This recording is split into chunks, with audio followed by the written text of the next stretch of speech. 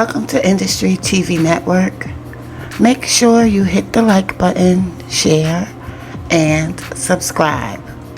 Well, Halloween season is right around the corner, and in light of the release of the movie The Deliverance, I just thought I'd give you guys some updated news on some of the movies, the remakes that are currently going to be coming out soon, prior to Halloween, I believe. They have one coming out about, well, not about. This one is the Blackula reboot. Okay, the upcoming Blackula reboot from MGM and director Deon Taylor will bring 1970s black exploitation horror icon Prince Mamawaldi into the 21st century. 1972's Blackula and the 1973 sequel Blackula Scream were two of the most influential movies of the black exploitation era of cinema.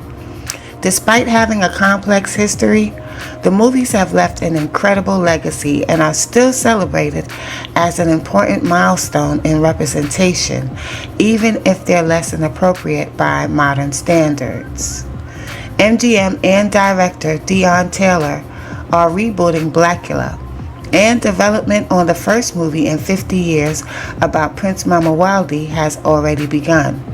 The third movie in the franchise will be set several decades after the first two and will take place in a modern city, retelling the story of Blackula as he takes revenge on those profiting from the slave trade and its aftermath in the 21st century. Though vampires are usually scary, the Blackula reboot can also continue the trend of socially conscious commentary. Vampires are a classic standby in films of every era, but what vampire films from the 1970s are massively underappreciated and are a must-watch? The latest news on the upcoming Blackula reboot came on October 24, 2023, when a release window was revealed. Per a report from Variety, the release window of Deon Taylor's reboot of Blackula has been pegged for Halloween 2024. The news came as part of a celebration of the 50th anniversary of the original Blackula. No specific date has been set yet, and it's unclear if that release is still scheduled. No updates have come regarding the reboot in all of 2024, and the Blackula reboot remains largely a mystery. The Blackula reboot is confirmed with MGM announcing development on Deon Taylor's remake in 2021. It was revealed on the announcement that the new Blackula movie would take place after the 1972 original and its 1973 sequel, Blackula Scream. MGM's Blackula reboot is slated to arrive. Okay, we already read that. The cast of the Blackula reboot hasn't been confirmed or revealed yet. The 1972 original starred the late William Marshall, the Boston Strangler, Demetrius, and the Gladiators. He starred in those movies as Prince Mamawaldi, the titular character. Iconic black exploitation actress Pam Grier joined him in the sequel as Lisa Forteur, and is the only main member who could plausibly return. That would be nice to see Pam Grier in that movie, in the remake.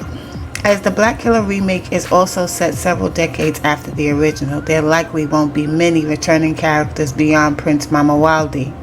The new Blackula actor hasn't been revealed yet, and there's already intense speculation on who Taylor and MGM will choose for the part. There are already some details on what to expect from the story of the upcoming Blackula remake. The third entry in the franchise will take place several decades. I don't know why they keep repeating it. But,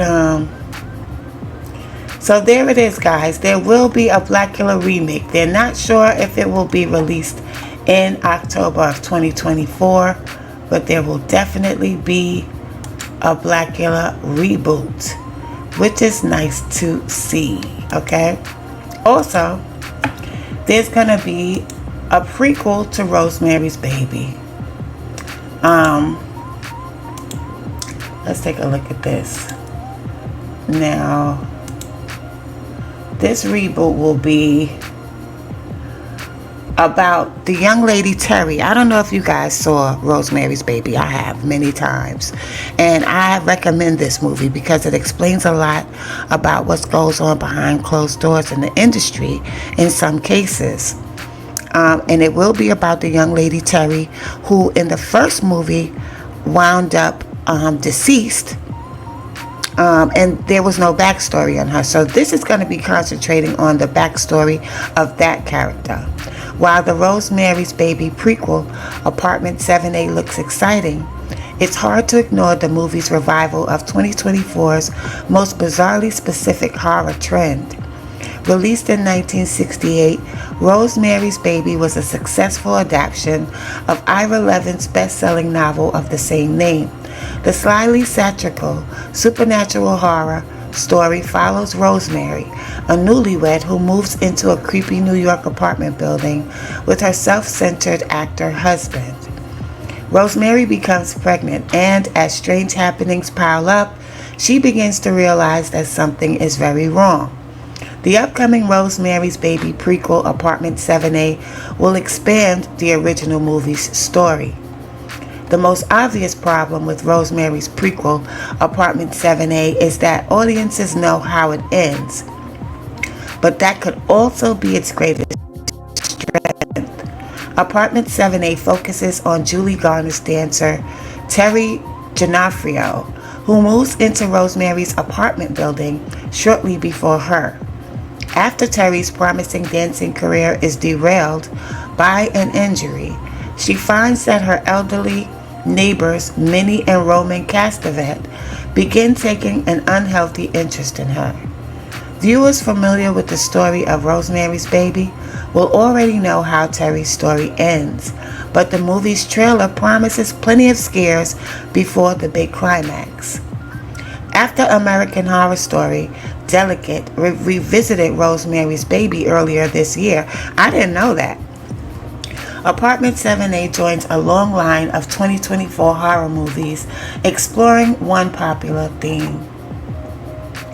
Judging by its promotional materials, Apartment 7A is the latest in a string of major 2024 horror releases about deadly pregnancies. This is somewhat surprising, since before 2024, pregnancy horror movies struggled with critics and audiences alike. 2023's Baby Ruby, 2023's Unwelcome, 2022's Bed Rest, 2021's False Positive, and 2016's Vision all failed to win over reviewers, leaving the subgenre seeming like a particularly bad bet for creators. However, 2024 thoroughly reversed this trend. Many of 2024's biggest horror movies center on pregnancy, and most have earned stellar reviews by interrogating the theme. Okay, let's take a look at this. That's the ad, so we'll wait till the ad is gone. Skip that. This is the trailer. To see my name in big lights. But dreams don't always come true.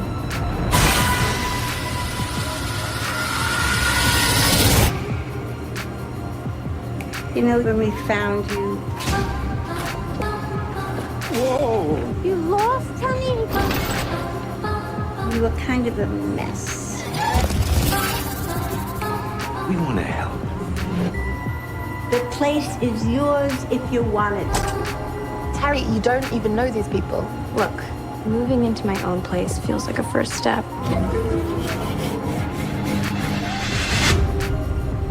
I love this girl. She's a great actor. This is the actress that was on Ozark, if y'all ever saw Ozark. I think this belonged to your old tenant. She skipped out of here like Cinderella at midnight. All I want is to dance. Show me. Again. Being on stage isn't worth this. Gemini is going to give a small entrepreneur It's another ad, guys. grow with AI.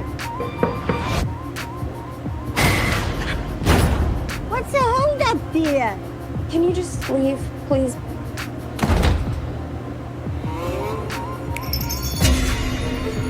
So September 27th, this comes out. Every single thing handed to you on a silver platter. There's something wrong with these people.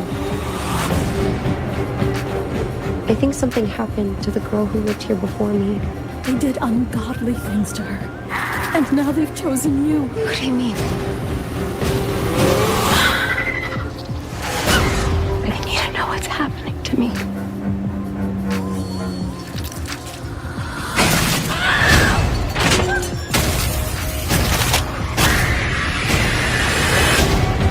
We can give you everything. The actress's name is Julia Garner, and I've seen her in several movies. She's a really good actress. The name up in big lights. This is so much bigger than me, and I can't run from it. This is a role you were born to play. Baby's here to stay.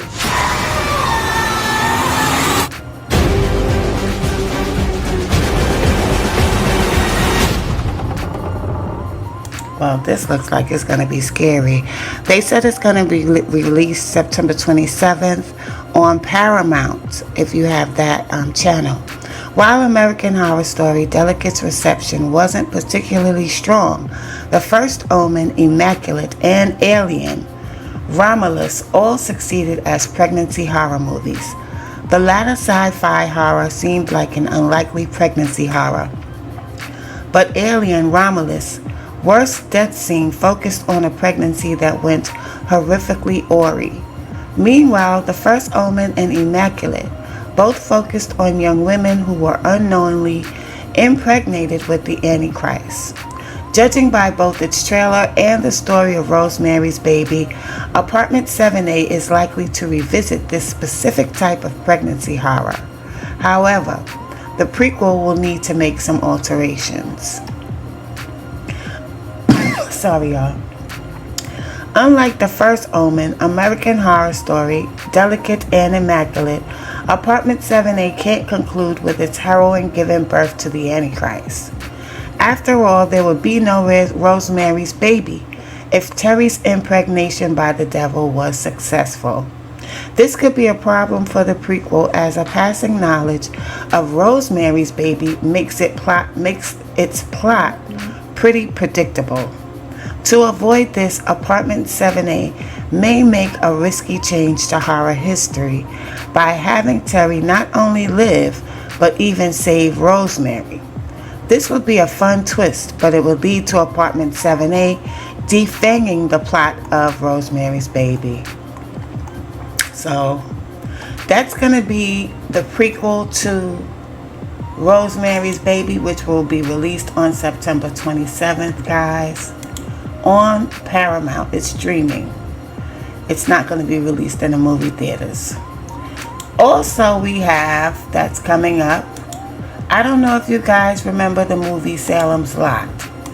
I remember the movie Salem's Lot. It has scared the mess out of me when I was a kid. But that movie is also coming out, and there's also a reboot coming with that. This October, all eyes will be on the long-awaited reboot of Stephen King's Salem's Lot, which looks to bring the author's 1975 novel to life for a whole new generation of fans that might not be used to seeing vampires presented as terrifying creatures from folklore.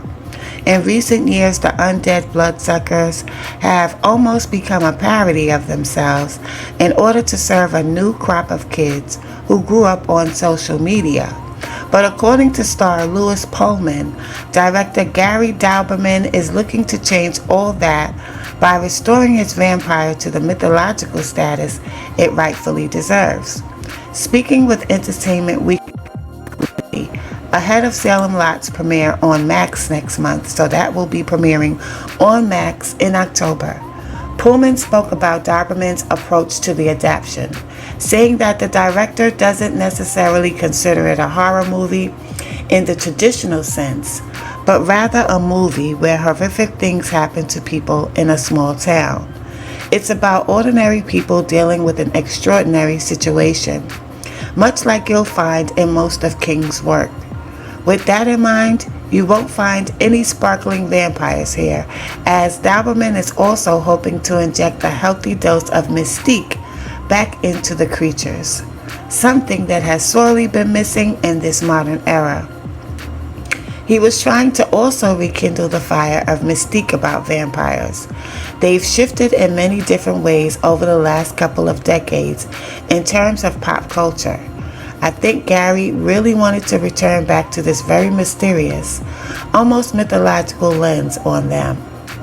Salem's Lot is a 2024 remake of the movie of the same name, released in 1979. The latest adaptation of Stephen King's 1975 novel stars Lewis Pullman, Mackenzie Lee, and Bill Camp, with Gary Dauberman writing and directing the Max original film. The plot revolves around a writer who discovers a vampire in his hometown of Jerusalem's Lot upon returning home for inspiration. Indeed, vampires have shifted in the culture to give way to shows like The Vampire Diaries, True Blood, and What We Do in the Shadows. Movies like Twilight have largely featured the monsters not as the horrifying creatures that were once used to threaten kids who didn't get to bed on time, but as regular folks dealing with the problems of high school who just happen to have fangs. There's certainly nothing wrong with that, but there's nothing really scary about it either. With Salem's Lot, here's hoping that the film manages to kick off a new trend that will restore vampires to their rightful place at the top of the food chain, and that the watered-down versions that have been seen in recent years take a bit of a backseat in favor of more grisly offerings. Now let's check out the trailer, guys.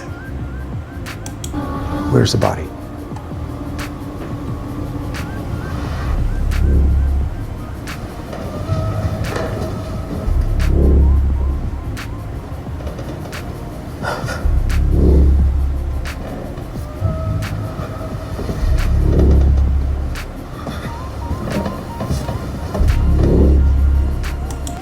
By the way, as you can see, Salem's Lot, the remake 2024, will also star the great Alfre Woodard. Let's continue. Okay, fine, I'll go.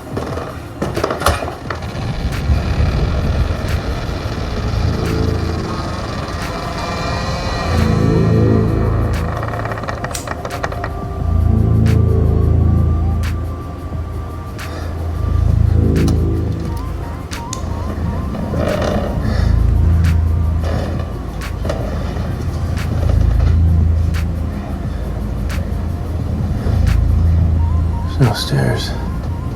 That's where I saw Barlow get Mr. Burke. There's a ladder outside.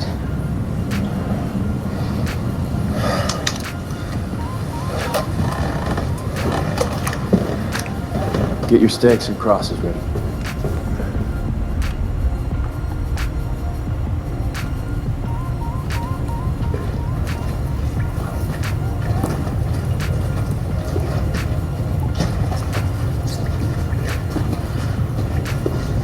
See anything?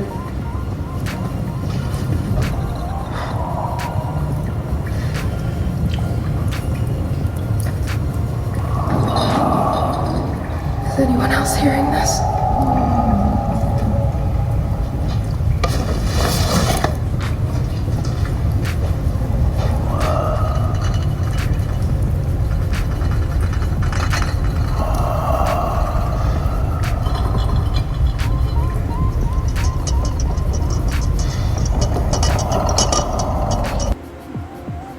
Okay guys, there's a little preview.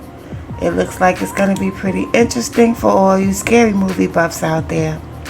Terrifying vampires aside, Pullman certainly felt the pressure that comes with appearing not only as a lead character, but in a King adaptation.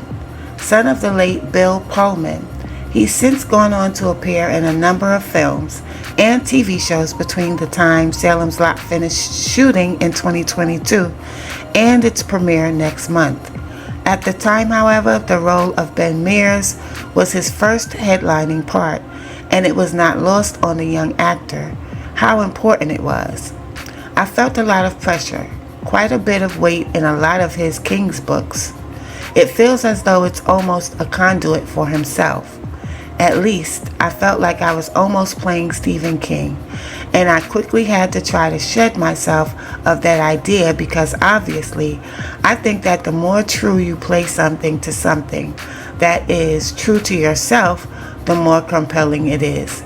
Stephen King is seemingly just as frustrated as everyone else over Warner Brothers' inability to give the new Salem's Lot movie a release date.